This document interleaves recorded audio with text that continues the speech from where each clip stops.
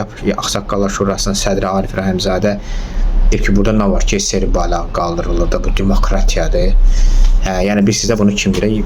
Yap Ağsaqqallar Şurasının sədri, yəni yap da bir Ağsaqqallar Şurasının normal sədri tapılmadı ki, bunu qoysunlar. Deyir, burada nə var ki, yəni Azərbaycanı işğal edən ölkənin bayrağı gəzdirir.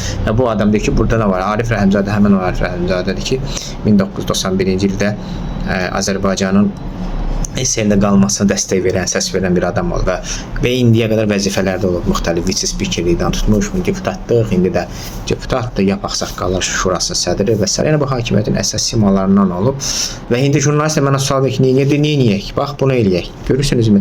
Mən də oynarım, Georgiy lenti giyinən və yaxud da bu SSR bayrağını daşıyan o 3-4 nəfər gədə-gülə təhlükə ediyor və təhlükələr bax, başda oturub Arif Rəhimzadələr simasında və yaxud da hələ də Rus dilini daha səviyyəli dil bilənlər, ya da digər deputat komitə sədri özü də müxalifətdən təmsil olunur. Deyir ki, Qacar dövrünü, Şah babamız Qacar dövrünü qara dövr adlandırır, Rusun işğalını isə işıqlı dövr adlandırır. Axundovu böyük mütəfəkkir adlandırır, hansı ki Axundov Rus çar paqonunu geyinib öz xalqını aşağılamaqla məşğul olub. Bütün Rus mütəfəkkirləri öz xalqını "Prощай, немытая Россия, страна рабов, страна госпов" məşhur ifadə var. Öz dövləti haqqında Rus mütəfəkkirləri bunu deyib. Bizim də dırnaqarası mütəfəkkirlər Axundovdan tutmuş indiyə qədər məsəl üçün Arif Rəhimzadə kimlər, Fazil Mustafa kimlər, biri Yapdandır, biri müxalifətdəndir. Rus dönəminin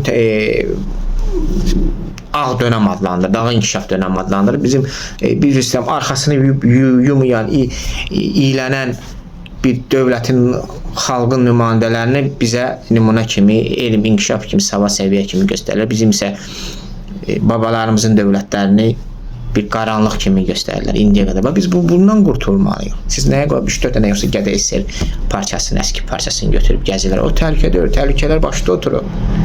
Hələ də söz sahibidirlər.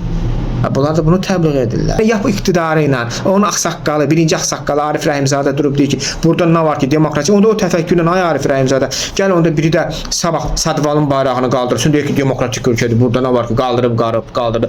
Biri də Əl-İkramın əski parçasını qaldırsın, deyir ki, qaldırıb, demokratik ölkədir. Nə var ki, biri PKK-nın bayrağını qaldırsın, demokratik ölkədir. Biri Daişin bayrağını qaldırsın, onda ay Arif Rəhimzadə, onda da elə danışacaqsan. SSR terror dövləti və bu terror dövləti 70 il bizi işğal edib, bizim bütün mütəfəkkir ziyanlarımızı öldürüb və onun yerinə səni kimi Arif Rəhimzadələr qalıb. Və sən kimlərdə belə çıxışlar edir və sən kimlərdə Anadolu türkçəsindən Azərbaycan türkçəsinə tərcümə edir. Problem odur və problem həm də bizim cəmiyyətdədir, xalqdadır. O Facebookda dünən baxıram, Çexov, Rus siyasisi Çexovun bir statı gətirib paylaşıblar ki, deyib ki, bu Bakıda olan zaman deyib ki, bu nə şəhərdir, neft yiyilənir, belə şəhər olar. Hər yerdə fars sifətləri görürük. Yəni fars sifətlər, yəni bizi dik görürük. Bu bir Rus şovinizminin göstərisidir. Və orada biz Azərbaycanlılar aşağıda nədir? Çexovda nə üstüsü düz deyirdi. Onların yarısından çoxu qanmırlar ki, orada fars sifəti, yəni bizi təhqir eləməkdir. Bu irqiçilikdir, bu milliyyətçilikdir, bu Rus şovinizmidir. Onu görən yoxdur.